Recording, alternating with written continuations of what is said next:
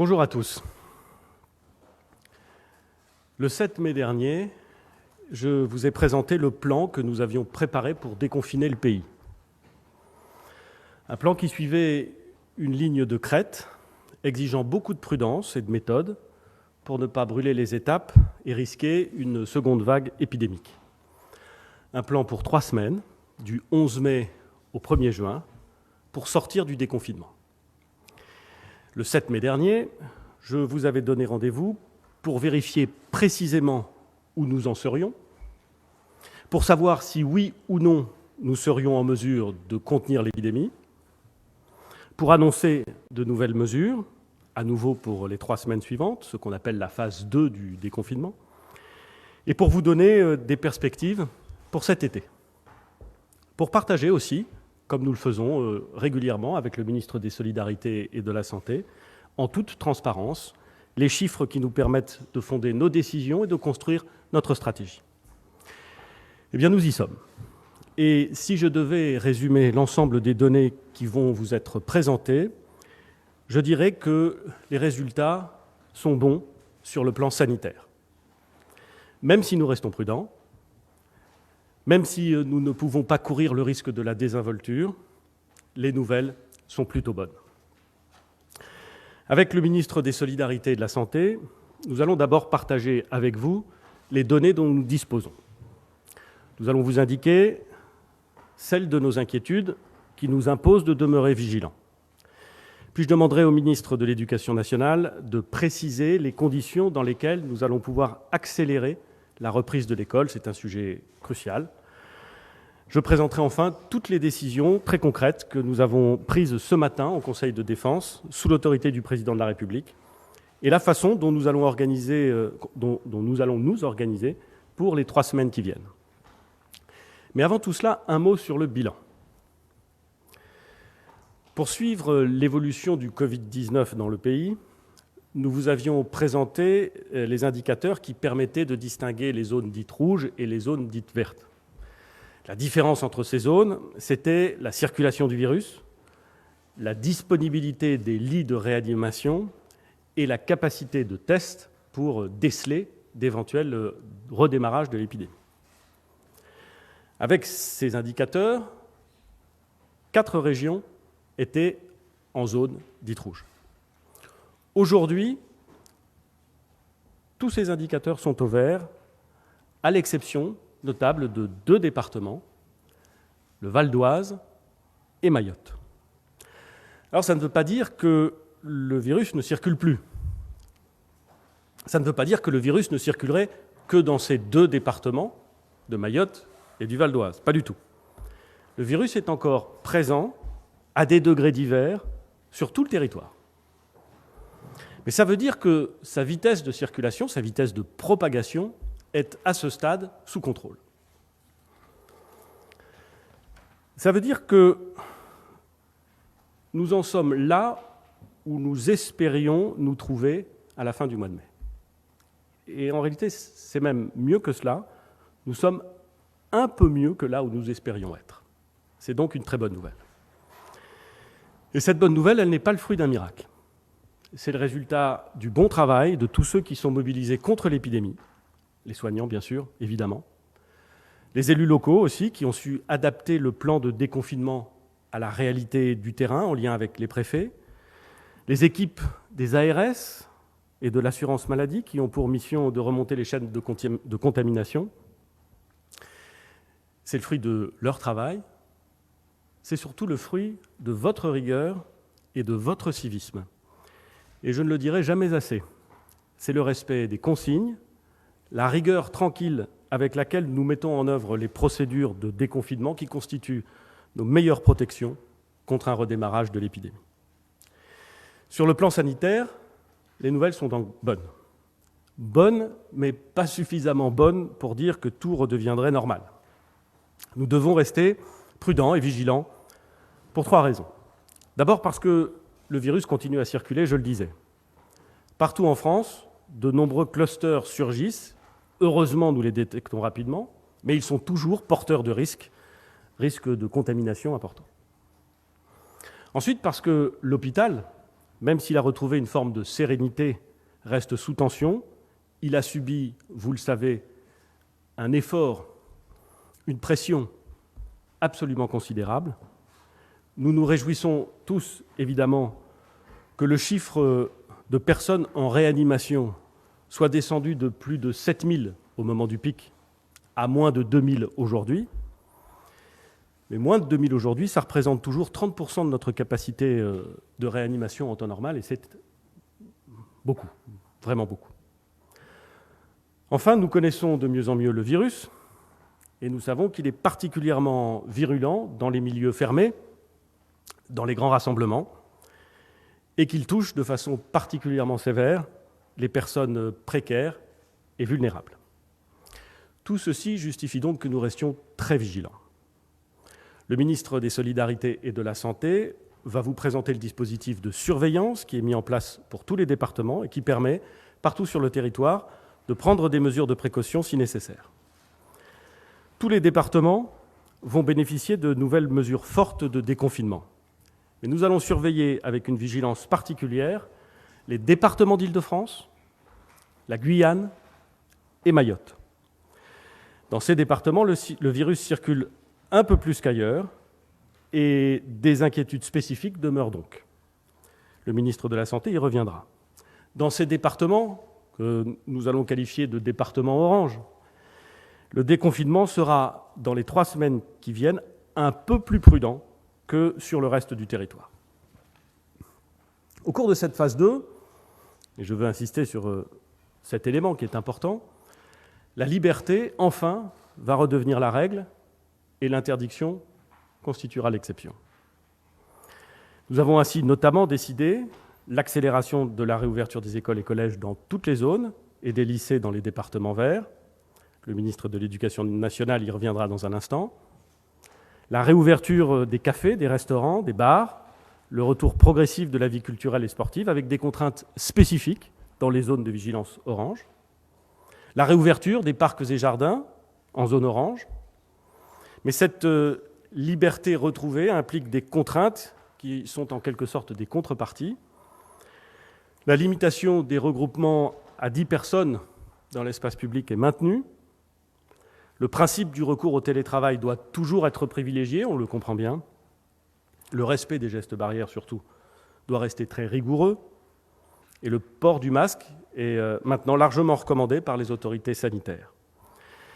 Nous continuons, et j'en suis désolé, mais c'est mon devoir, à limiter les formes de la vie sociale les plus propices à la transmission du virus, les sports de contact, les boîtes de nuit, les regroupements de très large public. En particulier, le ministre le dira, il faut éviter les rassemblements de personnes dans les lieux couverts et sans organisation adaptée.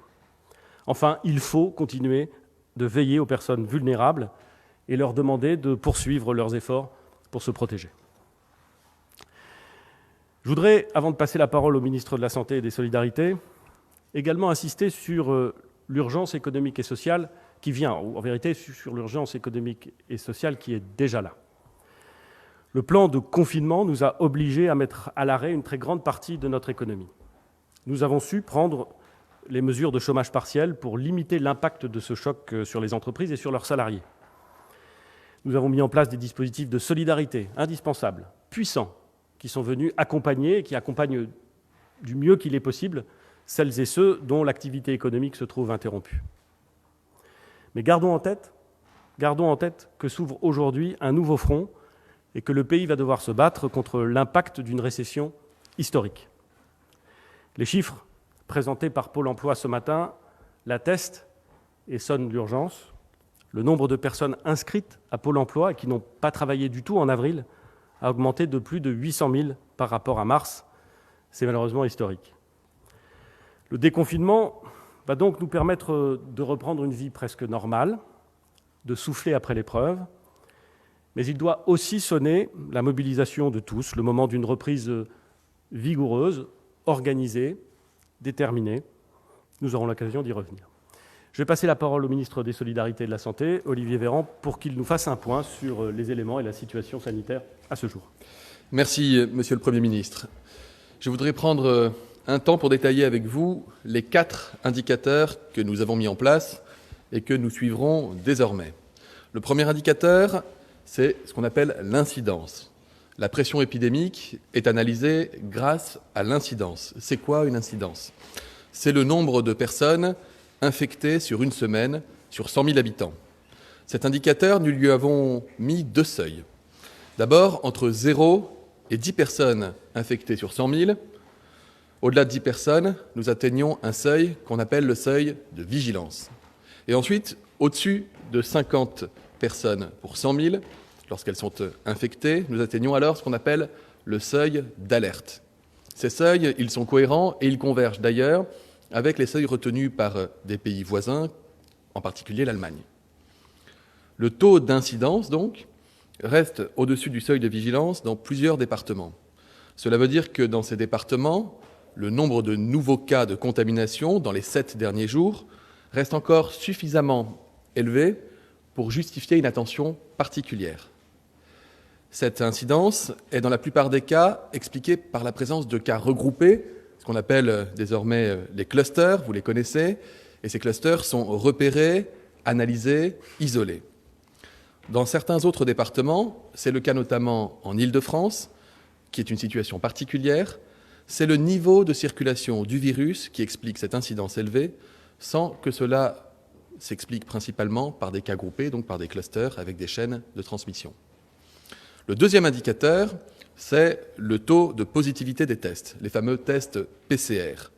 Avec l'augmentation importante de nos capacités de test, avec l'augmentation importante des indications de test, le taux moyen de positivité des tests PCR réalisés chez des personnes qui sont soupçonnées, suspectes de souffrir du coronavirus, n'est plus que de 1,9%. Il était bien supérieur pendant la phase épidémique, près de 10 fois supérieur à ce taux de 1,9%. C'est un paramètre qui est important à surveiller parce qu'il nous permet de détecter précocement des signes de reprise de l'épidémie dans les territoires.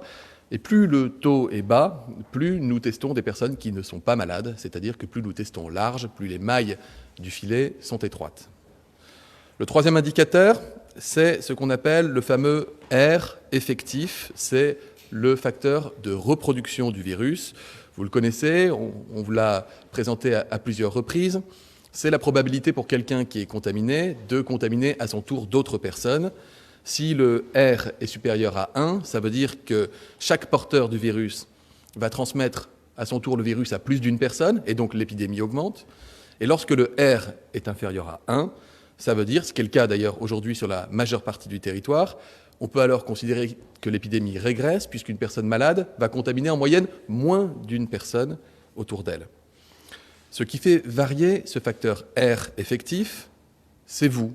C'est-à-dire, c'est le comportement que vous adoptez depuis plusieurs semaines avec le respect des gestes barrières, le respect de la distanciation physique, et c'est en suivant rigoureusement ces mesures que nous pourrons continuer de faire reculer l'épidémie jusqu'à éradiquer la présence du virus sur tout le territoire. Enfin, le quatrième indicateur, c'est le taux d'occupation des réanimations. Cet indicateur, vous le connaissez, nous l'avions présenté lors de la précédente conférence de presse. C'est un niveau qui reflète la saturation des hôpitaux, avec encore des malades, en grand nombre d'ailleurs, dans les réanimations de nos hôpitaux. Nous avons modifié les seuils de cet indicateur de manière à accompagner le retour progressif à la normale. Ainsi, nous avons abaissé le seuil de vigilance à 40% alors qu'il était auparavant à 60%, et le seuil d'alerte à 60% alors qu'il était auparavant à 80%. C'est-à-dire que lorsqu'il y a plus de 60% des patients qui sont en réanimation à cause d'une infection à coronavirus, on considère que le seuil d'alerte est dépassé. Cet indicateur, comme la fois précédente, nous l'appliquons à l'échelle régionale, car c'est à l'échelle des régions qu'on doit penser le taux d'occupation des hôpitaux et des réanimations. Vous voyez sur la carte que les tensions sanitaires restent importantes dans la région Île-de-France ainsi qu'à Mayotte. Dans la région Grand Est, nous avons passé depuis quelques jours à peine sous le seuil, nous sommes passés sous ce seuil de 40%, ce qui est une bonne nouvelle et qui permet de classer la région Grand Est désormais en vert. L'occupation des réanimations est un point de vigilance important pour nous, d'autant plus que le nombre total de patients en réanimation, les malades atteints du coronavirus et les malades atteints d'autres maladies, reste à un niveau très élevé. Ainsi, vous avez la carte des points de vigilance pour la phase 2 du confinement que le Premier ministre vous a présentée et qui est ainsi basée sur ces 4 différents indicateurs.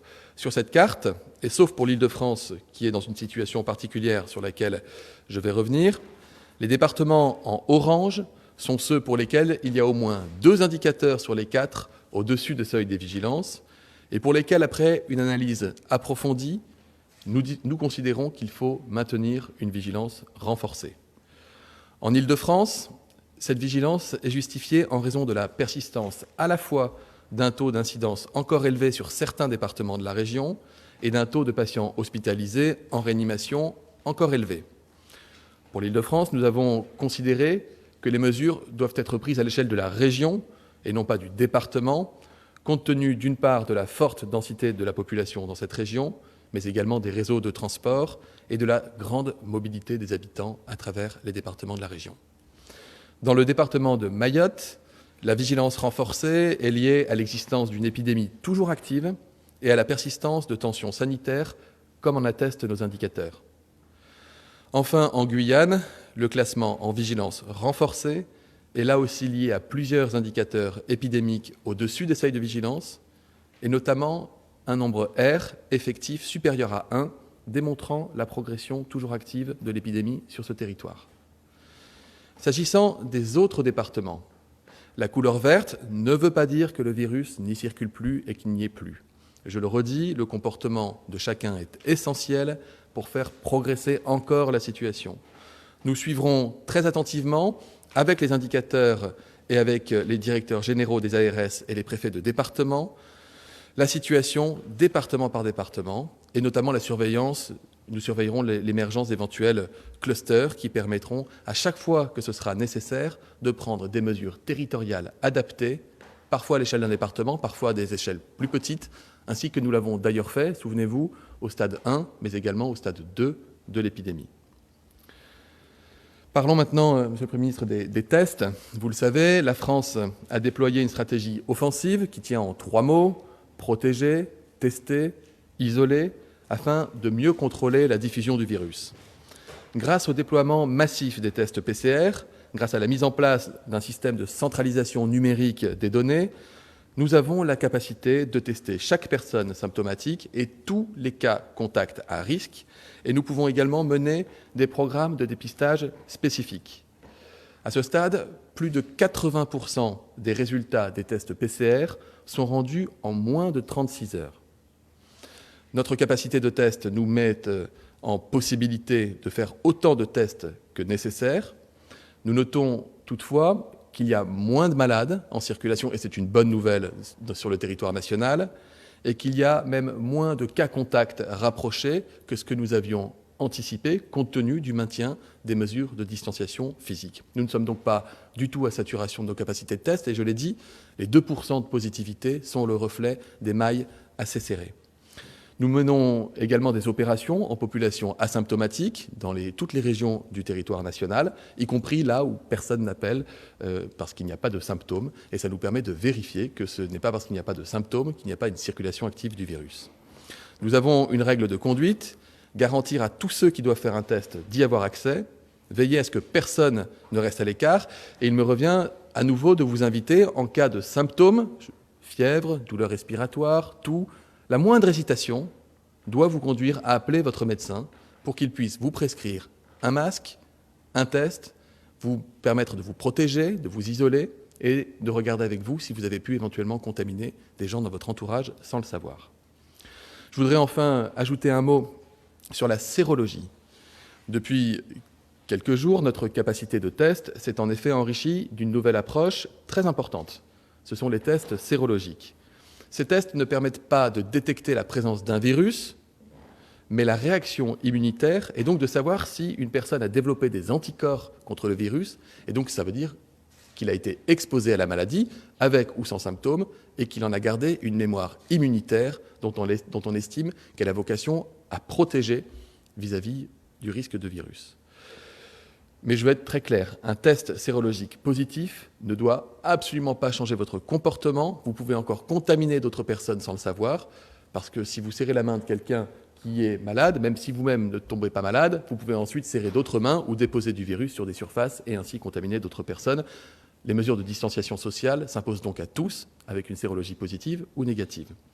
La Haute Autorité de Santé a publié une liste de tests. Ces tests sont désormais pris en charge à 100% par l'assurance maladie, lorsqu'ils sont prescrits évidemment par un médecin et selon les indications de la Haute Autorité de Santé, ainsi que pour les personnels de santé et les personnels des EHPAD qui peuvent désormais, s'ils le souhaitent, bénéficier d'une sérologie en laboratoire. J'insiste, la sérologie ne remplace pas le test PCR. La sérologie ne vous dira pas si vous êtes malade un jour donné. La sérologie vous dira si vous avez été malade par le passé.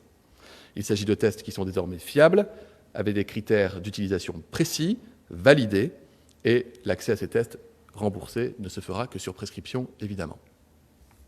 Merci, Monsieur le ministre des Solidarités et de la Santé.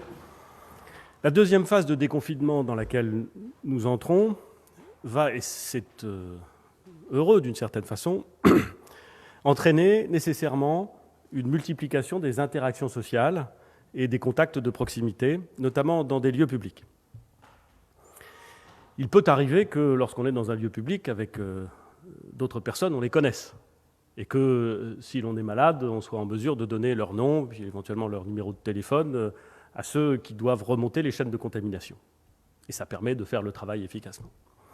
Mais il peut également arriver, chacun le comprend bien, que parce qu'on est dans le métro ou dans le tramway, on se trouve en contact rapproché avec des gens qu'on ne connaît pas, qui ne nous connaissent pas, et dont, par exemple, l'exploitant de transport en public ne peut dire ni à l'un ni à l'autre quelles étaient les personnes autour de lui. C'est la raison pour laquelle, en plus, évidemment, du respect systématique des gestes barrières, de la distanciation physique, nous avons voulu, sur proposition du secrétaire d'État au numérique, Cédric O, que je veux remercier pour l'excellent travail accompli en la matière, nous avons voulu mettre à la disposition des Français un outil complémentaire du travail des enquêteurs sanitaires, c'est l'application mobile Stop Covid. Stop Covid n'est pas l'arme magique contre l'épidémie, mais elle est un instrument complémentaire d'autres instruments qui nous permet de lutter contre elle et qui va nous permettre de lutter demain encore plus efficacement contre elle. C'est d'ailleurs parce qu'elle a été conçue pour participer à l'effort de lutte contre l'épidémie, dans un certain nombre de cas, que le Conseil scientifique, l'Académie de médecine, l'Ordre des médecins, le Comité pilote d'éthique du numérique ont jugé utile le recours à une telle application avec les garanties qu'elle présente. Nous avons, comme je m'y étais engagé, pris toutes les garanties nécessaires sous le contrôle du Parlement, dont les deux chambres, l'Assemblée nationale et le Sénat, ont donné hier leur feu vert vigilant pour que Stop Covid respecte les données personnelles et les données de vie privée de tous ceux qui l'utiliseront. Stop Covid ne vous géolocalisera jamais. Son utilisation sera anonyme et temporaire, et l'État n'aura jamais accès aux données permettant de vous identifier, pas plus qu'à vos contacts. Ce sont ces garanties, et ces garanties scrupuleusement vérifiées, qui ont conduit la Commission nationale informatique et liberté, la CNIL, à valider à 2 reprises le déploiement de cette application. Pour cette échéance du 2 juin, d'entrer dans la seconde phase du déconfinement, il sera possible de télécharger et d'installer cette application. C'est évidemment volontaire, c'est évidemment gratuit. Très simple d'utilisation, elle permettra d'être alerté immédiatement si, ayant été à proximité de façon prolongée, on considère que c'est moins d'1 mètre pendant plus de 15 minutes, dans les derniers jours avec une personne qui vient d'être testée positive, vous recevrez une alerte disant « Attention, vous êtes resté dans les derniers jours à moins d'1 mètre et pendant plus de 15 minutes de quelqu'un qui a été testé positif. Vous devriez donc immédiatement restreindre vos déplacements, vous isoler, consulter un médecin, aller vous faire tester.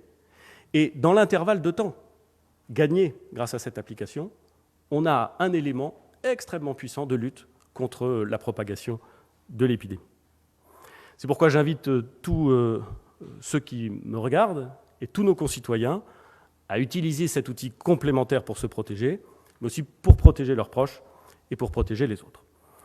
Voilà ce que je voulais dire s'agissant de cet outil nouveau qui sera disponible à compter du 2 juin. Et je vais passer la parole sur un sujet différent, mais absolument essentiel, au ministre de l'Éducation nationale pour qu'il évoque avec nous les conditions dans lesquelles nous allons pouvoir accélérer la reprise de l'école pour les enfants, les collégiens, les lycéens de notre pays. Monsieur le ministre. Merci, Monsieur le Premier ministre. Comme nous le disons depuis quelques semaines, la réouverture des écoles et des établissements est une urgence sociale. C'est aussi un impératif éducatif. Faut-il le rappeler, l'école est bonne pour tous les enfants et en période de crise, peut-être encore plus qu'en période ordinaire. Je voudrais d'abord remercier l'ensemble des personnels de l'Éducation nationale ainsi que les élus qui ont beaucoup travaillé depuis le 11 mai pour arriver à ce début de réouverture qui a eu lieu à partir de ce moment-là. Et notamment, s'agissant des collèges, aussi pour les départements verts. Depuis le 11 mai, la priorité est toujours la même. C'est garantir la sécurité des personnels et des élèves. C'est pourquoi nous avons un protocole sanitaire très rigoureux. Nous l'avons mis en place pour donner les garanties de santé à tous, les élèves bien sûr, mais aussi les adultes, et afin donc de rassurer aussi l'ensemble du pays et de permettre ce retour progressif souhaité par le Président de la République et le Premier ministre. La méthode suivie est toujours la même. C'est celle du pragmatisme, c'est aussi celle de l'esprit collectif. Nous avons donc travaillé avec les élus qui ont été étroitement associés à la réouverture des écoles. Nous avons travaillé évidemment avec les personnels. Et nous avons d'ailleurs permis que les plus fragiles puissent continuer à être au télétravail. Et puis nous avons eu aussi un travail avec les familles, par l'information aux familles, en continuant à offrir un enseignement à distance aussi. Et bien entendu, en tenant compte du fait que la situation au mois de mai était une situation d'amorce, une situation nécessairement imparfaite, mais une situation qui permettait des améliorations progressives. Après cette amorce du mois de mai, nous devons arriver maintenant à une amplification au mois de juin. Et donc, nous allons le faire dans le respect du protocole sanitaire et en ayant aussi à l'esprit ce que nous préparons pour le mois de septembre. S'agissant des écoles, je voudrais commencer par faire un bilan de la première phase que nous venons de connaître depuis le 11 mai. Comme vous le voyez sur la carte, plus de 80% des écoles primaires ont été ouvertes et ce chiffre progresse chaque jour. C'est plus de 90% des communes qui ont décidé de rouvrir leurs écoles et nous travaillons avec le 10% des communes restantes pour atteindre l'objectif de 100% dès la semaine prochaine. Nous avons noté une légère différence entre les départements qui se trouvent en zone rouge et les départements qui se trouvent en zone verte. C'est d'ailleurs normal. Si, par exemple, dans le département du Finistère, 100% des écoles sont ouvertes, dans l'Oise, qui est un département qui a été particulièrement touché par l'épidémie, eh bien 58% des écoles sont ouvertes et nous sommes en constante progression. On peut voir aussi la proportion des élèves en école primaire. À ce jour, on note encore une différence sensible entre les départements verts et les départements en zone rouge. Certains départements ont accueilli peu d'élèves, d'autres ont pu immédiatement en accueillir plus de la moitié.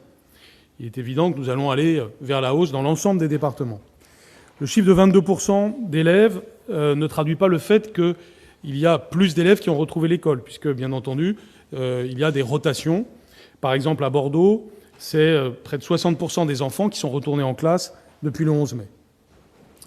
En réalité, nous devons aussi aller chercher les élèves qui en ont le plus besoin. C'est notre priorité, c'est une priorité sociale et une priorité éducative.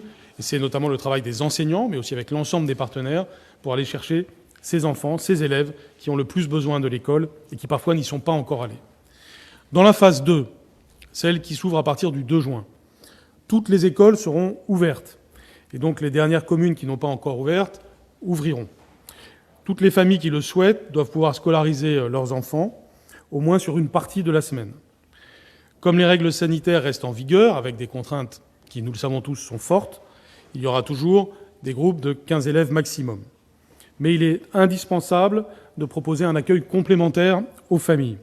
C'est pourquoi nous développons particulièrement au mois de juin le programme Sport, Santé, Culture, Civisme, qui doit permettre d'avoir des activités notamment sportives et culturelles, mais aussi d'éducation à la santé et d'éducation civique, conçues avec les communes, avec un financement de l'État pour soutenir les communes. Et nous signons de plus en plus de conventions pour cela, de façon à ce que cela se déploie pleinement au mois de juin. En d'autres termes, les élèves peuvent être soit en classe, en petits groupes, soit dans ce type d'activité, notamment quand les parents doivent travailler. Bien entendu, c'est là aussi un développement progressif. Tout ne sera pas parfait du jour au lendemain. Ce qui est important, c'est de progresser. Si je parle maintenant des collèges, là aussi on peut faire un premier bilan de la phase 1, qui est très courte s'agissant des collèges. Comme vous le savez, nous avons ouvert depuis plus d'une semaine les collèges en zone verte. Ils l'ont été à 95,5%. De nouveau, je veux remercier à la fois les professeurs, les personnels et les élus pour leur volontarisme qui a permis ce succès. Nous avons aussi des données sur les proportions d'élèves de collège. Seuls les élèves de 6e et de 5e étaient retournés dans les collèges de zone verte. Cela représente 28% des collégiens. Ce chiffre, là encore, constitue un tremplin pour une ouverture plus large que je vais maintenant annoncer. S'agissant donc de la phase 2, ce qui va arriver au collège à partir du 2 juin, l'ensemble des collèges vont désormais ouvrir, que ce soit en zone verte ou en zone orange. En zone verte, cela signifie donc que l'on ajoute la 4e et la 3e, après la 6e et la 5e qui ont déjà ouvert. Donc l'ensemble des classes sont ouvertes en zone verte. En zone orange, nous allons accueillir en priorité les élèves de 6e et de 5e. Et si les conditions matérielles sont réunies, les élèves des autres niveaux pourront ensuite être accueillis. Nous regarderons évidemment cela cas par cas. Comme vous le savez, aussi bien au mois de juin qu'au mois de mai, nous devons avoir beaucoup de souplesse en regardant ce qui se passe sur le terrain. Le protocole sanitaire est maintenu pour les collèges aussi, bien sûr, et donc nous aurons des systèmes d'alternance. Et là aussi, le système sport, santé, culture, civisme que j'évoquais tout à l'heure peut s'appliquer pour les élèves des collèges. Avant d'aborder la question des lycées, je voudrais faire un point rapide sur la reprise de la scolarité des enfants en situation de handicap. Ils ont fait partie de nos premières priorités. Nous y avons travaillé beaucoup avec Sophie Cluzel, en charge de ce secteur, et 80% des ULIS, donc les unités spécialisées pour les élèves en situation de handicap, ont pu rouvrir dans les écoles et dans les collèges. Cela signifie qu'entre 20% et 50% des élèves ont pu y être accueillis en présence. C'est évidemment un progrès important, ça n'est pas suffisant et nous voulons aller plus loin, et nous avons ce sujet au cœur de nos priorités. Comme partout, notre objectif est donc d'arriver à ce que dès la semaine prochaine, 100% des ULIS soient ouvertes. Enfin, je voudrais parler des lycées, en commençant par dire que notre première priorité, c'est les lycées professionnels. Ils sont au cœur de notre attention, d'abord parce qu'il y a plus de décrochage en lycée professionnel, et ensuite parce qu'il y a des besoins particuliers en ce mois de juin. Si je fais un point sur la situation donc à partir du 2 juin, l'ensemble des lycées vont ouvrir avec un protocole sanitaire qui est le même que pour celui des collèges. En zone verte, cela signifie que les lycées généraux, technologiques et professionnels vont rouvrir et accueillir progressivement les élèves, au moins sur l'un des 3 niveaux pour commencer. Ensuite, ils pourront évidemment ouvrir d'autres niveaux en fonction des situations locales. Là aussi, nous laissons beaucoup de souplesse, faisant confiance aux proviseurs et aux équipes localement, avec un travail qui, je tiens à le souligner, comme pour les départements, a bien commencé avec les régions. En zone orange, nous sommes évidemment plus prudents. Les lycées professionnels ouvrent aussi, mais ils accueillent en priorité les élèves qui ont besoin de certification professionnelle, c'est-à-dire les élèves de terminale et les élèves de CAP. Pour les lycées généraux et technologiques, les élèves sont accueillis sur convocation de l'équipe éducative pour des entretiens individuels ou du travail en tout petit groupe. D'ici à la fin de l'année, l'objectif que nous nous fixons pour les élèves donc, des lycées généraux et technologiques de la zone orange, c'est qu'ils puissent avoir bénéficié d'entretiens pour faire le point sur leur projet d'orientation et éventuellement, s'agissant des élèves de terminale, sur le suivi de Parcoursup. Enfin, et pour terminer, je voudrais parler de l'épreuve anticipée de français. Depuis le début de cette crise sanitaire, nous avons eu toujours 3 facteurs pour raisonner sur cette question. La sécurité sanitaire des personnels et des élèves, la bienveillance vis-à-vis de chaque élève, nous ne voulons léser personne, et maintenir l'exigence de nos enseignements et de nos examens. Ce sont ces critères qui m'ont déjà conduit à aménager les épreuves du baccalauréat. Et ce sont les mêmes critères qui nous conduisent aujourd'hui à prendre une décision sur l'épreuve orale de français. Et j'avais indiqué que c'était en cette fin de semaine que nous pourrions prendre cette décision. Nous nous sommes donné le temps qui était nécessaire, en étant attachés au fait que les élèves travaillent le plus longtemps possible ces textes qui sont importants. Je rappelle que l'oral est une compétence indispensable à la réussite personnelle et professionnelle et qu'elle est au cœur de la réforme du baccalauréat.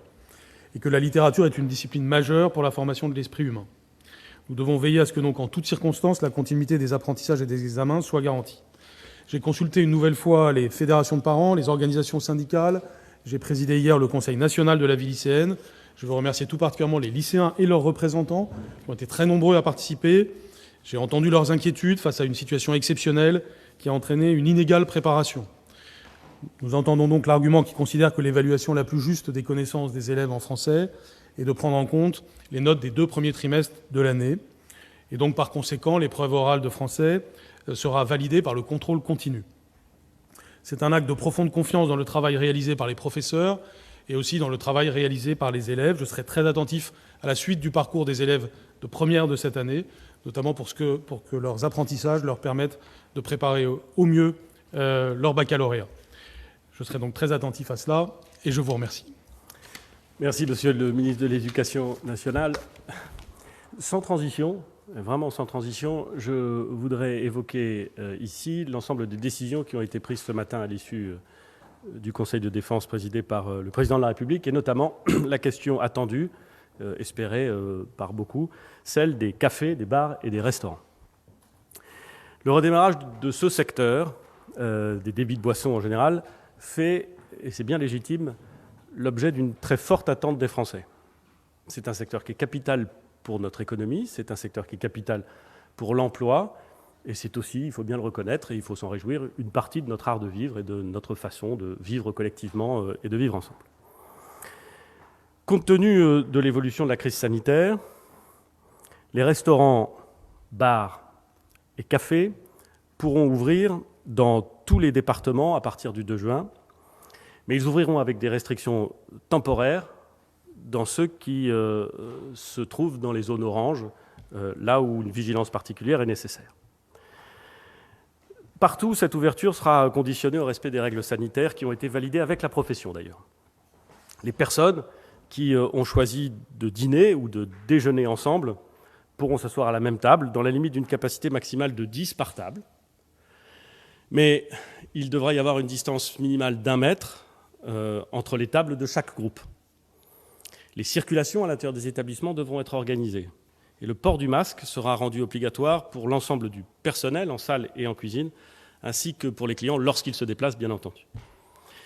S'agissant des bars, toujours dans les zones vertes, je vous rappelle la règle, il faut éviter les risques à l'intérieur des espaces, dans les endroits où on est rassemblé, potentiellement plus serré, et où la circulation de l'air, le renouvellement de l'air est moins bien garanti. C'est pour ça que nous demanderons aux exploitants de ne pas autoriser la consommation debout à l'intérieur. Dans beaucoup de cafés, de bars, il y a des tables où on peut boire un verre ou manger, ça ne posera pas de problème, mais on demandera de ne pas autoriser la consommation debout à l'intérieur. Dans les départements qui font l'objet d'une vigilance particulière, les départements de l'Île-de-France, Mayotte et la Guyane, seules les terrasses des cafés, des bars et des restaurants pourront ouvrir au 2 juin. J'ai parfaitement conscience que c'est une restriction et que c'est une restriction qui est lourde de conséquences s'agissant de ces établissements dans les zones oranges. Mais il nous a semblé, à la lumière de ce qui se pratique dans les autres pays, à la lumière des risques que nous avons identifiés, que c'était la bonne mesure à prendre, au moins pour les 3 semaines qui viennent. Évidemment, comme pour toutes les mesures que je viens d'évoquer, elles seront réévaluées à la fin du mois de juin, ou plus exactement avant le 22 juin, qui est la date de notre prochain rendez-vous. Un mot sur les hébergements touristiques. Les hébergements touristiques, les villages vacances, les campings pourront ouvrir à partir du 2 juin dans tous les départements, à l'exception de ceux qui font l'objet d'une vigilance particulière. Dans ces départements-là, les hébergements en question, les campings, les auberges collectives, ne pourront rouvrir que dans la 3e phase de déconfinement, c'est-à-dire après le 22 juin. Dans tous les départements, les colonies de vacances pourront réouvrir à compter du 22 juin. Et c'est évidemment une bonne nouvelle. S'agissant des déplacements, depuis plusieurs mois, nous avons voulu éviter à tout prix que des personnes en provenance de zones dans lesquelles le virus circule puissent se déplacer dans des zones dans lesquelles le virus circulerait moins. Parce que l'idée, c'était évidemment d'éviter la dissémination du virus. C'est pour cette raison que nous avons fermé nos frontières, les frontières extérieures à l'Europe et les frontières intérieures à l'Europe. C'est aussi pour ces raisons que, lors de la première phase du déconfinement, nous avons décidé d'interdire les déplacements de plus de 100 km à l'intérieur du territoire national, sauf motif impérieux. Aujourd'hui, le virus circule encore très activement dans certaines parties du monde. C'est pourquoi nous avons décidé d'évaluer à l'horizon du 15 juin, avec l'ensemble des pays européens, si nos frontières extérieures à l'Europe devaient ou non réouvrir. Pour quels ressortissants, de quel pays, et avec quelle modalité de quatorzaine, le cas échéant. Donc pour tout ce qui est à l'extérieur de l'espace européen, la décision sera prise collectivement, avec l'ensemble des pays européens, à l'horizon du 15 juin. À l'intérieur de l'Europe, l'épidémie est en train de ralentir. C'est vrai en France, mais c'est vrai partout en Europe. C'est pourquoi la France sera favorable à une réouverture des frontières intérieures de l'Europe à compter du 15 juin, si la situation sanitaire le permet, bien entendu, sans quatorzaine pour les voyageurs en provenance de pays européens. Mais comme nous le faisons depuis le début de la crise, nous appliquerons des mesures de réciprocité vis-à-vis des États européens qui décideraient de fermer leurs frontières ou d'imposer des quatorzaines aux Français. À l'intérieur du pays, en France, comme je l'ai expliqué, même si certains déplacements nécessitent encore une vigilance importante, la tension est globalement moindre qu'au début du déconfinement. La mesure d'interdiction de déplacement de plus de 100 km a été très utile durant ces 3 dernières semaines pour limiter la propagation du virus. Elle a été bien respectée par les Français, je les en remercie. Mais aujourd'hui, avec la pression qui a baissé, cette mesure n'a plus de justification. À compter du 2 juin, il est donc mis fin à l'interdiction de déplacement de plus de 100 km de chez soi. Je voudrais dire que la fin de cette interdiction ne doit pas signifier un relâchement dans la tension. Il est bien vrai que moins on circule, moins le virus se propage. Aussi, j'en appelle à la responsabilité de chacun. Vous pouvez vous déplacer, vous pouvez aller en congé annuel, mais dans toute la mesure du possible, si vous pouvez différer un déplacement lointain, c'est probablement plus raisonnable. Et j'appelle chaque Français, dans le cadre de ces nouvelles règles, au même esprit de responsabilité dont ils ont fait preuve depuis le début de cette crise. Un point important pour tous nos concitoyens sur la culture, les loisirs et les vacances. Grâce aux efforts faits par chacun pour respecter les gestes barrières, la distanciation physique, notre vie sociale, notre vie culturelle, notre vie sportive va pouvoir reprendre plus largement. Je l'ai dit, dès ce week-end, les parcs et jardins seront ouverts sur tout le territoire, en zone dite orange, comme partout en France. Le port du masque pourra être imposé dans de nombreux espaces. À la demande des maires, les préfets pourront, par mesure de précaution supplémentaire, imposer le port du masque dans les espaces publics. Ce sera aux acteurs locaux d'en décider. À compter du 2 juin, seront aussi et également réouverts sur tout le territoire les plages, les lacs, les plans d'eau, les musées, les monuments seront également ouverts sur l'ensemble du territoire. Le port du masque, il sera lui aussi obligatoire. Pour un certain nombre d'activités, une distinction va cependant devoir encore être réalisée dans les 3 prochaines semaines entre les zones vertes et les zones oranges. Dans les zones vertes, les salles de spectacle et les théâtres pourront ouvrir à compter du 2 juin. Je ne méconnais absolument pas la difficulté pratique de réouvrir ces équipements dès lors que la programmation s'est trouvée perturbée, que les répétitions n'ont pas pu intervenir. Mais il nous semble que si certains peuvent le faire, alors qu'ils le fassent. Les règles de distanciation physique devront y être respectées par une organisation spécifique des places assises, une gestion des flux conforme au protocole sanitaire de ces espaces et le port du masque, il sera obligatoire.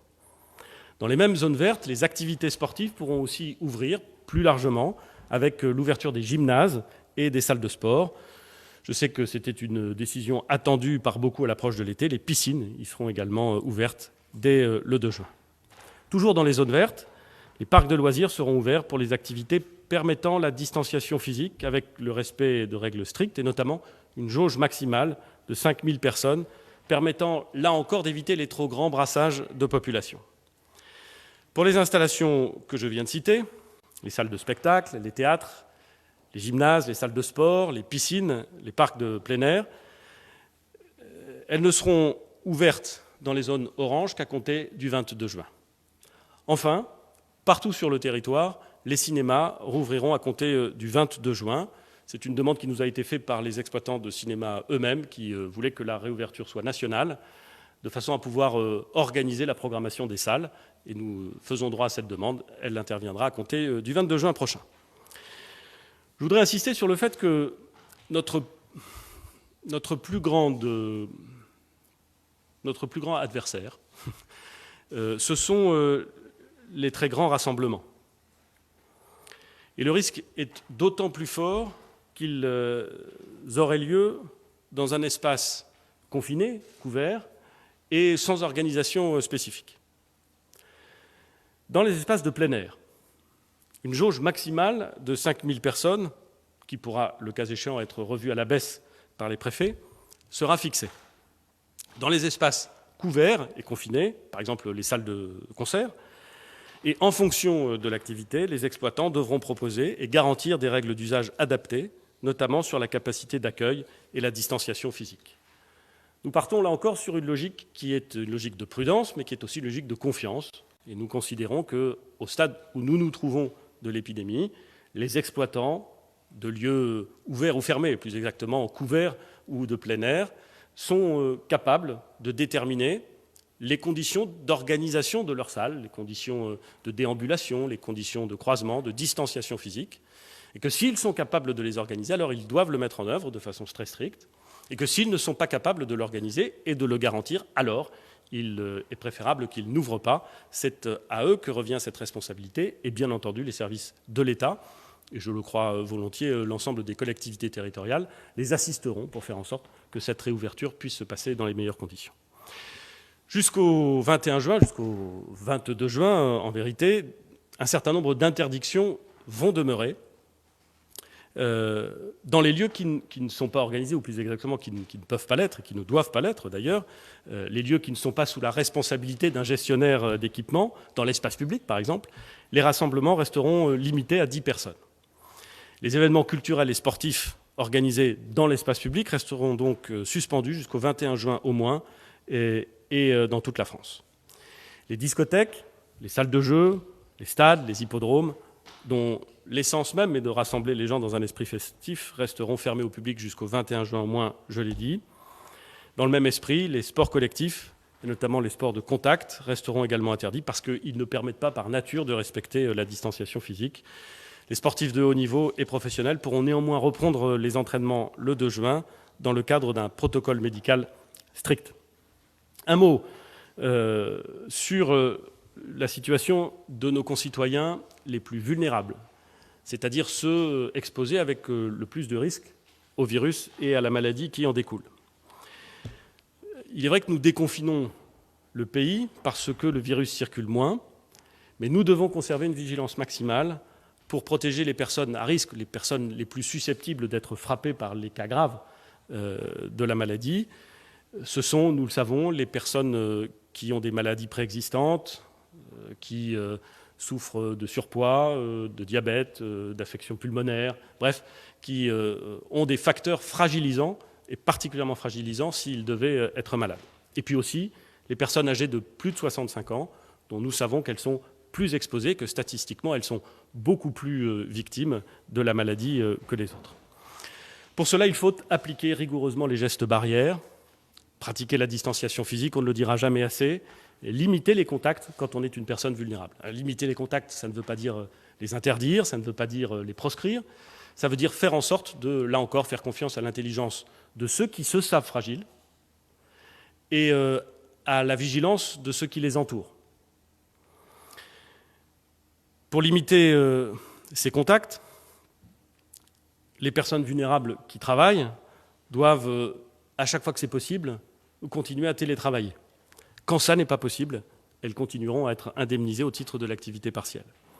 Nous avons également mis en place une consultation qu'on appelle bilan et vigilance, qui est prise en charge à 100% par l'assurance maladie, pour ceux qui n'ont pas consulté leur médecin pendant la période de confinement et qui doivent impérativement le faire de façon à vérifier que leur état de santé ne doit pas faire l'objet d'une surveillance particulière ou de mesures ou de traitements particuliers. Enfin, pour ceux qui se posent des questions sur le virus et sur les moyens de protection, en particulier pour les personnes isolées, nous avons mis en place le numéro vert que vous connaissez, le 0800 130 000, qui demeurera actif. J'ai eu plusieurs fois l'occasion d'évoquer de façon spécifique la situation des Outre-mer français. Vous le savez, parce que ce sont souvent des territoires insulaires, à l'exception de la Guyane, ils sont souvent des territoires plus fragiles par leur équipement sanitaire et parfois par les fragilités d'un certain nombre des populations qui y vivent. La nouvelle phase de déconfinement va être engagée évidemment dans les Outre-mer aussi, en conservant cependant des mesures de contrôle très strictes des déplacements vers ces territoires et des mesures strictes de quatorzaine lorsqu'on y arrive. Nous visons toujours, si les conditions sanitaires nous le permettent, une ouverture plus large des vols pour les vacances. C'est essentiel pour ces territoires. D'ici là, nous allons expérimenter, et je parle bien d'une expérimentation, une nouvelle forme de quatorzaine dans certains territoires avec un test qui sera réalisé au bout de 7 jours et pourra conduire, s'il est négatif, à adapter les contraintes imposées aux personnes. Il faut que nous soyons en mesure d'imaginer les bons dispositifs pour les territoires insulaires. C'est un impératif qu'ils nous demandent et c'est sur quoi nous sommes en train de travailler. À Mayotte, l'épidémie reste active. Une première évolution du déconfinement a été décidée lundi dernier avec la réouverture de certaines écoles, mais nous allons rester extrêmement vigilants.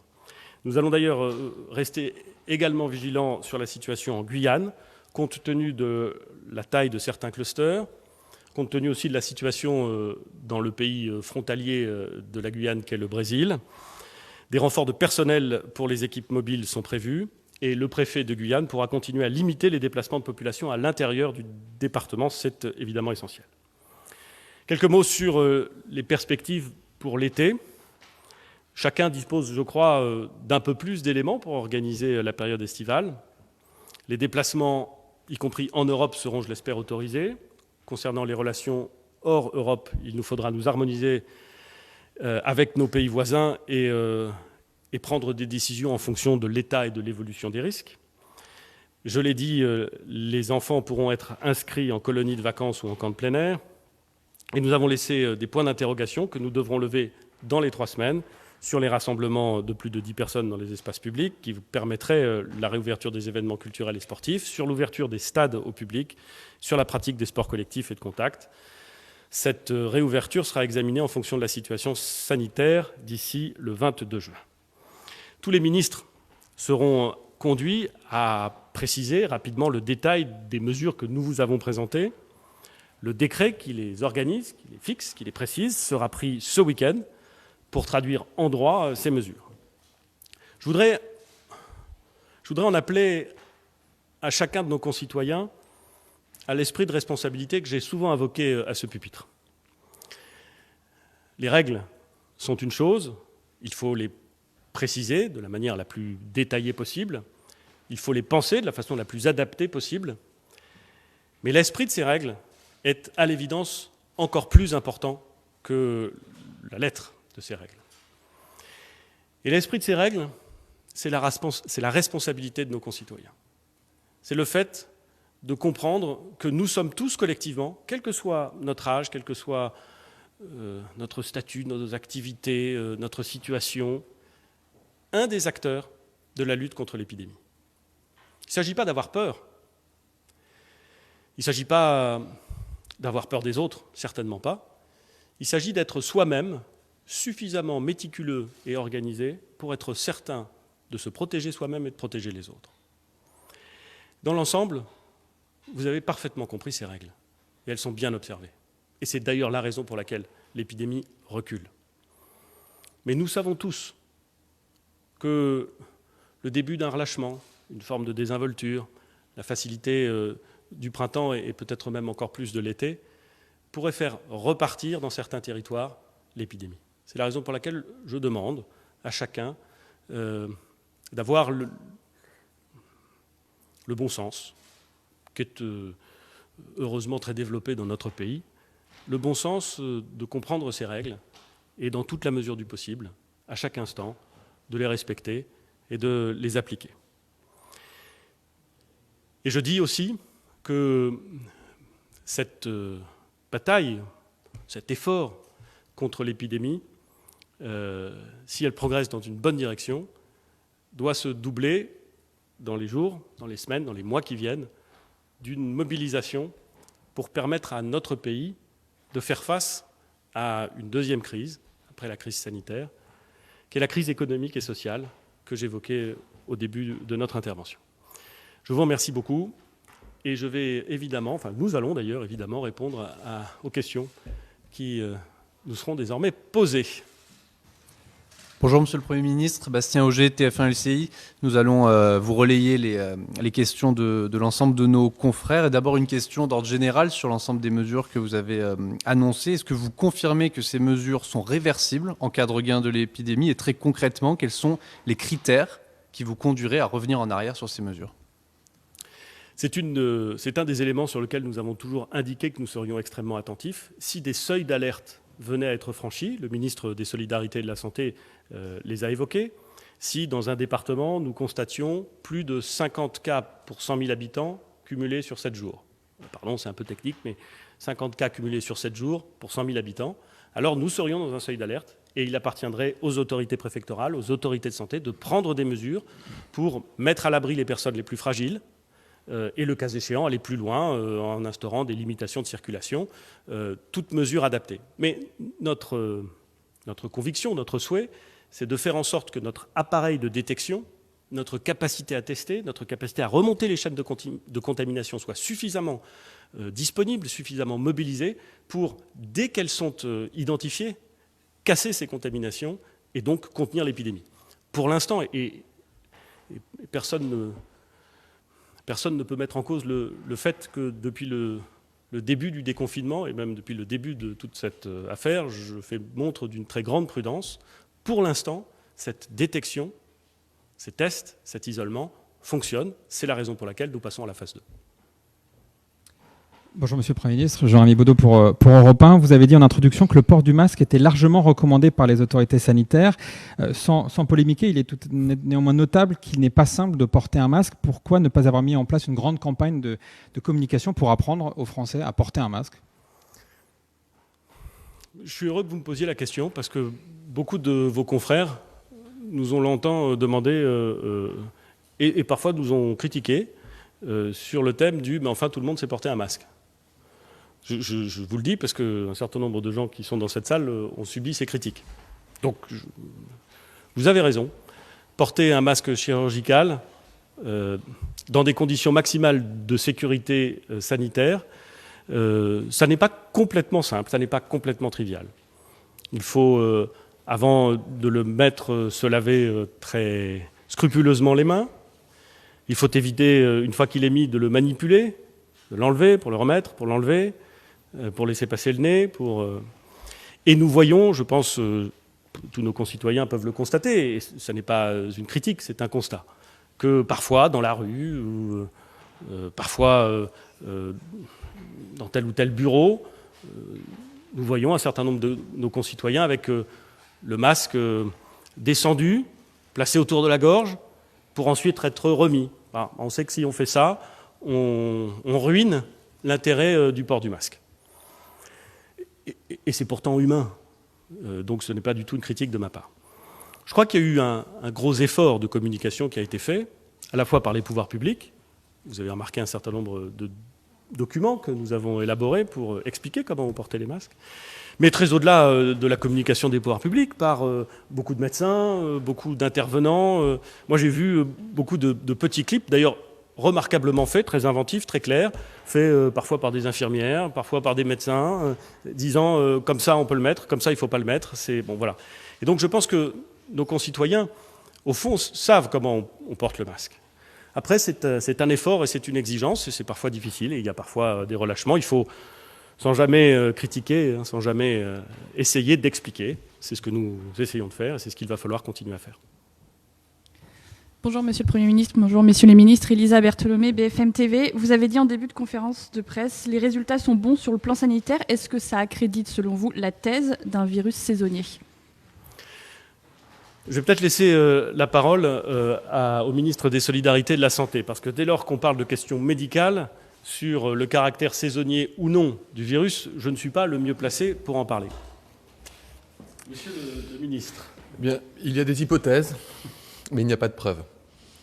Et donc nous ne pouvons pas fonctionner à partir d'hypothèses. On doit anticiper toutes les hypothèses, mais on aime bien quand même les sciences qui sont fondées sur les preuves. Donc à ce stade, nous n'avons pas d'études ni françaises ni internationales qui permettent de démontrer qu'il y aurait une saisonnalité. On sait par exemple que la grippe saisonnière a tendance à disparaître quand le printemps et quand les beaux jours arrivent, parce que les gens sont davantage dehors et que donc ça diminue, et puis il y a moins d'humidité, ça peut diminuer la circulation du virus. Ce n'est pas démontré pour le coronavirus, mais on suit ça évidemment avec attention, et des études épidémiologiques qui sont en cours. Je vais vous faire, en complément, exactement dans le même esprit, bien entendu, que le ministre des Solidarités et de la Santé, la réponse que m'a faite le professeur Delfrécy, le président du comité de scientifique, qui lui est médecin et qui s'y connaît, quand je lui ai posé la même question. Parce qu'évidemment, tout le monde se pose la question. Il nous a répondu que dans les pays à climat tempéré, 80% des virus de ce type avaient tendance à disparaître pendant l'été, ce qui est plutôt une bonne nouvelle, et que 50% de ces 80% avaient vocation à réapparaître et à se redévelopper au moment de l'automne. Voilà. Une fois que j'ai dit ça, je n'ai pas répondu à votre question, parce que vous ne savez pas dans quelle catégorie on va tomber, et moi non plus. Si je peux me permettre de compléter le complément du Premier ministre, observez que, en tout cas, ce n'est pas lié à des températures, ni à une hygrométrie particulière, puisque vous voyez ce qui se passe au Brésil, notamment, qui n'est pas un pays très froid et qui ne rencontre pas particulièrement de saison automnale comme on peut les rencontrer en France. Et on voit que le virus a pu circuler dans certains pays indistinctement selon la température qui y régnait. À l'inverse, il n'y a pas eu d'épidémie en Grèce, sans qu'on sache véritablement expliquer pourquoi. Et même à l'échelle de la cartographie du pays, de la France, il y a des départements dans lesquels le virus a beaucoup circulé, le Grand Est, et il y a des endroits, la Dordogne, la Lozère, où le virus n'a pas ou peu circulé. Et là, ce n'était pas lié à des conditions météo-climatiques. Et c'est d'ailleurs la raison pour laquelle nous allons rester prudents. Parce que, évidemment, on pourrait imaginer que dès lors qu'il a disparu pendant l'été, ou que sa circulation a tellement diminué pendant l'été, il n'y a plus rien à faire. Sauf qu'il est possible qu'il revienne. Il y a des hypothèses qui ne sont pas négligeables, qui nous disent qu'il pourrait revenir. Et la pire des choses à faire, ce serait donc de désarmer notre dispositif. Et nous allons donc, pendant tout l'été, que ce soit dans la préparation de la rentrée scolaire, que ce soit dans l'ensemble des décisions qui vont être prises d'organisation par le ministère de la Santé et des Solidarités, étudier avec attention l'ensemble des signes qui permettraient de déceler un éventuel redémarrage de l'épidémie et préserver toutes les mesures qui nous permettent de détecter, d'isoler et donc de protéger. Et c'est d'ailleurs la raison pour laquelle j'ai présenté l'application Stop Covid, puisque l'application Stop Covid, aujourd'hui, est un complément, à l'évidence, mais dans l'hypothèse où l'épidémie repartirait à l'été ou à l'automne, elle viendrait compléter le dispositif déjà existant. Bonjour, Jérémy Marot de l'AFP. Beaucoup de questions de mes confrères concernant l'éducation et la reprise dans les écoles. Est-ce que vous pouvez confirmer dans un premier temps que les écoles n'ont pas été des foyers épidémiques à l'aune de ces 2 dernières semaines de déconfinement? Et à ce titre-là, à cette aune-là, pourquoi ne pas avoir assoupli le protocole sanitaire et revu les seuils d'accueil dans les écoles et dans les crèches? Bien, alors sur la première question, il est toujours important de rappeler que même pendant la période de confinement, nous avons eu une sorte de service d'accueil pour les enfants de soignants. Ça concernait 30 000 élèves par jour en moyenne, et il n'y a pas eu de problème sanitaire majeur. Ensuite, depuis le déconfinement, le début du déconfinement, donc depuis le 11 mai, nous avons ce protocole sanitaire très strict. Et parmi les éléments de ce protocole, il y a justement le fait de fermer de manière assez systématique une classe ou une école lorsqu'il y a l'épidémie autour.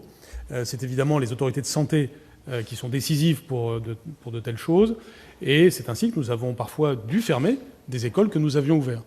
Certains ont parfois interprété ça comme une forme d'échec. On a ouvert et puis on referme, mais c'est le contraire.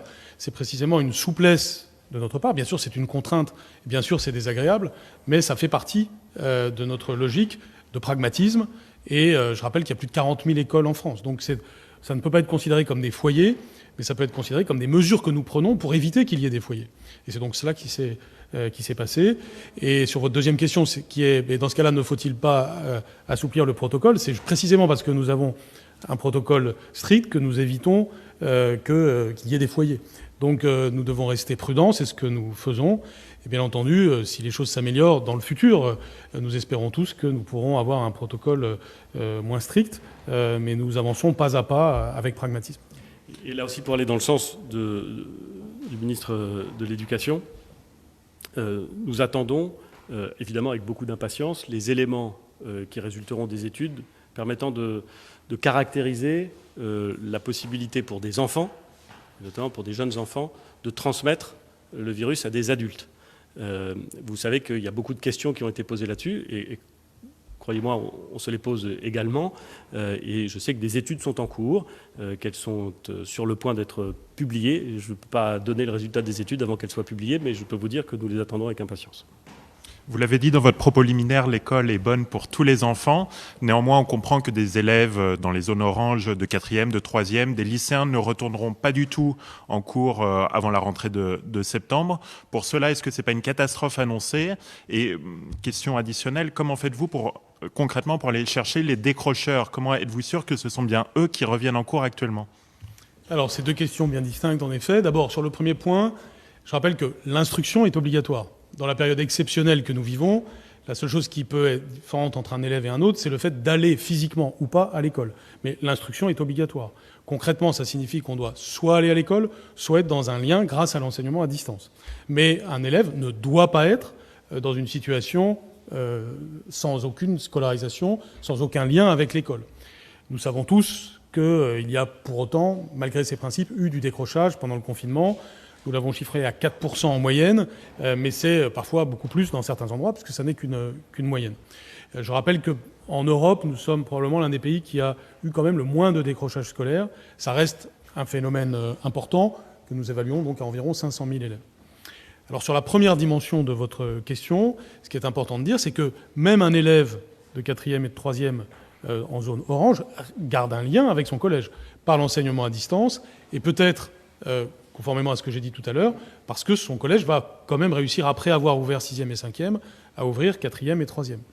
Ensuite, s'agissant des lycéens, là toujours en zone orange, puisqu'en zone verte, c'est-à-dire pour quand même une très grande majorité de la France, ce lien va exister, j'ai bien indiqué qu'il y avait un entretien individuel, ce qui est évidemment quelque chose d'important. Autrement dit, tout élève a vocation à retrouver physiquement à un moment donné son établissement et à avoir quelque chose qui finalement ne se passe pas tellement forcément en temps ordinaire, qui est d'avoir un entretien individuel qui peut aller loin, qui peut aussi aller vers des cours en tout petits groupes ciblés pour telle catégorie d'élèves. Donc on va aller vers une personnalisation maximale du lien entre l'établissement, l'élève et sa famille. Donc c'est pas du tout la rupture d'un lien, au contraire, c'est l'aménagement des choses pour tenir compte des contraintes sanitaires, qui sont fortes, c'est vrai, mais aussi du fait qu'on veut faire réussir tous les élèves. De ce point de vue-là, sur votre deuxième question, enfin la deuxième dimension de votre question, c'est d'une certaine façon ma priorité principale. Nous devons encore aujourd'hui aller chercher les élèves qui en ont le plus besoin. Et il est malheureusement exact de dire qu'au mois de mai, c'est pas forcément eux qui sont venus en premier. C'était malheureusement ce que l'on pouvait attendre, et donc nous avons déclenché toute une série de mobilisations, et nous continuons, pour que le mois de juin permette à ces élèves de venir. Je pense par exemple au CP et CE1 de réseau d'éducation prioritaire. Ils sont par définition dans des groupes de 12 élèves. Ils peuvent donc venir tels quels, si je puis dire. Et aujourd'hui, nous n'avons qu'une partie d'entre eux. On doit aller les chercher, d'où la mobilisation générale, par exemple des assistantes sociales de l'éducation nationale et des départements, mais aussi d'autres catégories de la population. Je pense aux élus qui sont très mobilisés sur un tel sujet, nos professeurs qui téléphonent aux familles, nos directeurs, directrices d'école. Bref, c'est un peu la mobilisation générale pour aller chercher les élèves qui en ont le plus besoin, les rassurer grâce au protocole sanitaire et personnaliser leur parcours. On a aussi reçu beaucoup de questions concernant les voyages, les vacances, les déplacements, les frontières. D'abord, peut-être une précision. Vous avez dit que la France garderait ses frontières fermées jusqu'au 15 juin minimum.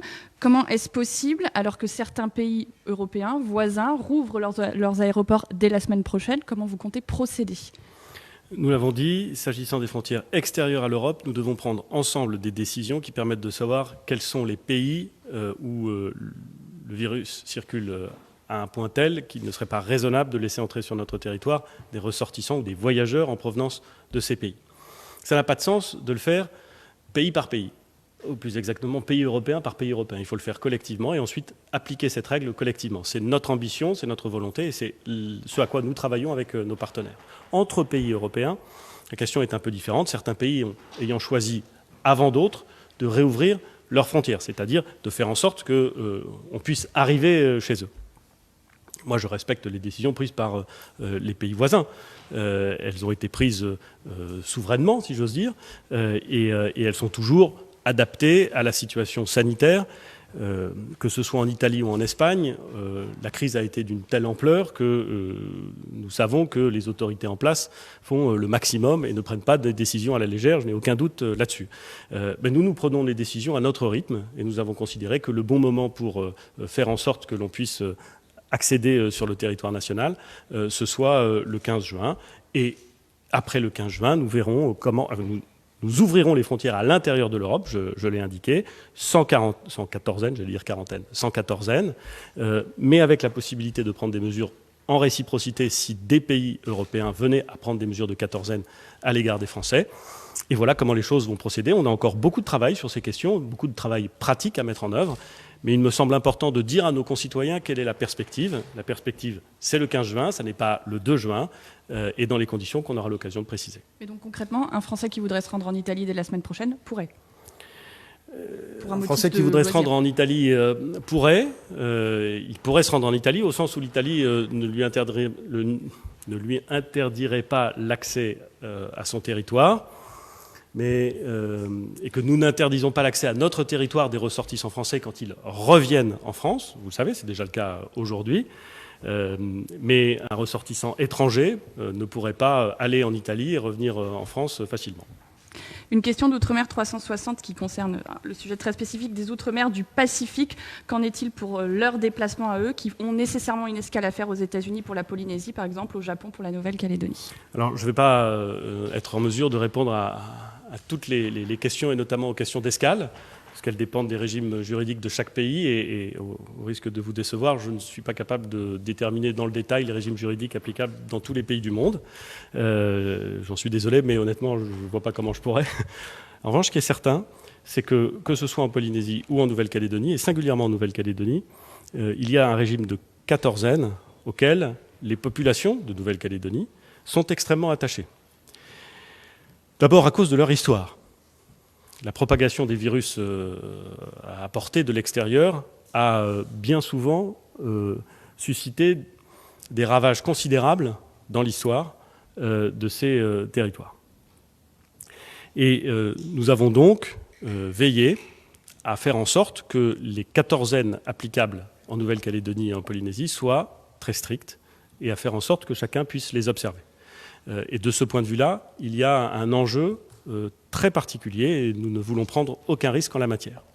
Comme je l'ai indiqué tout à l'heure, ce que nous cherchons à faire, c'est, tout en garantissant les conditions de sûreté et de sécurité sanitaire, veiller à imaginer des nouveaux protocoles qui permettraient d'accéder plus facilement au territoire insulaire, mais avec toutes les conditions de sûreté garanties. Et c'est un travail qu'il faut faire avec les médecins pour vérifier que le protocole que nous proposerons sera parfaitement adapté aux enjeux. Nous avons un certain nombre de questions économiques, notamment cette question de l'AFP TF1 LCI. Vous en avez d'ailleurs parlé vous-même. L'urgence économique illustrée par les mauvais chiffres du chômage, une reprise hésitante. Est-ce que tout ça, ça a dicté l'accélération du déconfinement ? J'ai indiqué très tôt, on n'en avait pas encore commencé avec le déconfinement, avant le 11 mai, qu'à l'évidence, après le choc sanitaire, il y aura un choc économique et social. Personne, en vérité, ne pouvait imaginer qu'une interruption aussi brutale de la production et aussi massive de la consommation, dans presque la moitié des pays du monde, ou en tout cas pour la moitié de l'humanité, passerait inaperçue. Évidemment, elle provoque un choc économique massif. Je l'ai dit dès le début, et je le savais, et d'ailleurs, en vérité, tout le monde le sait. Donc, cette question n'a pas justifié ni une accélération ni un ralentissement de considérations qui ont été prises d'abord et avant tout pour protéger les populations. Mais il est vrai que j'ai toujours évoqué la question du chemin de crête entre la sécurité sanitaire et la nécessaire reprise. Aujourd'hui, on voit que la pente du côté de la sécurité sanitaire est un peu moins difficile, mais que la pente du côté de la reprise économique est beaucoup plus abrupte. Nous devons donc continuer d'avancer. Nous sommes toujours sur ce chemin de crête, Mais parce que les résultats sanitaires sont bons, nous pouvons avancer plus vite. Comptez-vous renforcer les contrôles face aux entreprises qui ont indûment utilisé le dispositif de chômage partiel en faisant travailler leurs salariés, parfois par exemple avec leur mail personnel? Oui. Concrètement, ça veut dire? Ça veut dire qu'on va faire des contrôles et qu'on va vérifier. Parce que dans ce moment, les entreprises qui n'auraient pas joué le jeu, n'auraient pas respecté la loi, placeraient évidemment l'ensemble de nos concitoyens dans une situation pénible. Respecter la loi, ce n'est pas simplement pour les gens qui respectent le confinement, c'est pour tout le monde. Et donc la ministre du Travail a eu raison de dire que nous allions procéder à des contrôles pour vérifier qu'on n'avait pas détourné le régime d'activité partielle. Ça me semble bien naturel et je crois que chacun de nos concitoyens le comprend parfaitement. Concernant les terrasses des cafés et des restaurants, est-ce qu'il est prévu d'autoriser les établissements à étaler leurs terrasses plus que d'habitude dans la rue pour pouvoir... C'est pas une décision du gouvernement. Ce n'est pas le gouvernement qui décide d'attribuer le droit à tel ou tel exploitant d'installer une terrasse, c'est le maire. Et donc, je pense que, probablement, je peux imaginer, en fonction de mon expérience, peut-être même de la ville que je connais le mieux, qu'il y aura peut-être, pour rattraper le retard, une forme d'organisation un peu différente, peut-être un petit peu plus libérale, pour faire en sorte que plus d'exploitants et plus de cafés ou de restaurants puissent disposer d'espaces extérieurs. C'est évidemment très important dans les dans les zones oranges, où la vigilance reste encore forte, mais je ne peux pas présumer de la décision des maires et elle devra être conciliée avec les impératifs de la circulation, de l'ordre public. Voilà. Vous disiez que les rassemblements de plus de 10 personnes restent interdits. Est-ce qu'une exception est prévue pour permettre aux personnes de célébrer des mariages? Et pour les enterrements, est-ce que des exceptions aux règles actuelles sont prévues, un allègement également? Pendant une longue période, les mariages ont été retardés. Vous pouvez les célébrer que s'il y avait urgence. Heureusement, cette période est révolue, on va pouvoir enfin recommencer à célébrer des mariages. Je dis enfin parce qu'il y a des gens qui ont très envie de se marier, et on les comprend d'ailleurs. Voilà. Cela dit, le moment de relâcher totalement l'attention sur les cérémonies religieuses ou sur les cérémonies civiles n'est pas venu. Il n'a échappé à personne que dans d'autres pays que la France, ça a été le cas en France, à Mulhouse, au début de l'épidémie, mais après le confinement, depuis le déconfinement, dans d'autres pays que la France, c'est à l'occasion de cérémonies religieuses que des nouveaux clusters sont apparus. Alors heureusement, pas à chaque fois, bien sûr, mais qu'ils ont pu apparaître. Il faudra donc que, là encore, dans les églises, dans les temples, dans les synagogues, dans les mosquées, dans les mairies, quand on célèbre les mariages, on soit extrêmement attentif à la distanciation physique et à des règles de densité qui correspondent aux protocoles qui auront été acceptés et mis en œuvre. Une question sur les transports. Vous avez annoncé que donc de plus en plus d'écoles vont rouvrir, de plus en plus de gens vont donc pouvoir aller travailler. Est-ce qu'il va y avoir des mesures spécifiques qui vont être mises en place pour assurer la sécurité des gens qui empruntent les transports? Faudra-t-il encore y avoir une attestation, par exemple? Alors, la question est importante, bien entendu, parce que dans certaines zones, c'est la question des transports publics est l'élément limitant pour retourner au travail, parfois. Nous avions, vous vous en souvenez, laissé la possibilité aux autorités organisatrices de transport de demander à l'État la possibilité d'instaurer un mécanisme limitant l'accès au transport public pour ceux qui ne travaillent pas aux heures de pointe. Et la présidente du Conseil régional d'Île-de-France avait saisi cette possibilité et l'État, comme il s'y était engagé, avait travaillé avec elle pour faire en sorte qu'une attestation soit nécessaire aux heures de pointe pour pouvoir accéder au transport en commun. Nous travaillons évidemment avec l'ensemble des autorités organisatrices de transport et celles qui ont demandé cette mesure. Nous allons voir avec elles si nous pouvons retirer cette mesure compte tenu des décisions que nous venons de prendre. Un contact a été pris avec Mme Pécresse juste avant cette conférence de presse et nous allons continuer à travailler avec elle dans les jours qui viennent pour lever progressivement les limitations en question. Dernière question.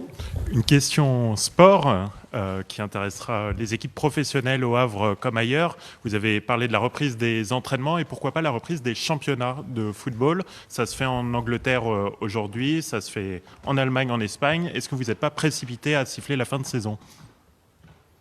Alors écoutez, moi il ne m'appartient pas de me prononcer sur les décisions des ligues et des fédérations. Mais il me semble que pendant près de 2 mois et demi, les championnats et compétitions ont été interrompus pour d'excellentes raisons. je l'assume parfaitement. Nous avons indiqué que l'utilisation des stades était encore sujette à des limitations. Nous avons indiqué que la pratique des sports collectifs, parce que par définition, ce sont des sports de contact, je pense par exemple au foot et au basket, rendait l'exercice de ces sports encore interdit. Je ne crois pas que le moment soit venu. Et par goût personnel, j'espère que le moment viendra bientôt. Et j'espère que le début de la saison prochaine pourra s'effectuer dans des conditions normales, s'agissant des joueurs, s'agissant des équipes. Je sais qu'ils l'attendent avec beaucoup d'impatience. Merci beaucoup pour ces questions et pour votre attention.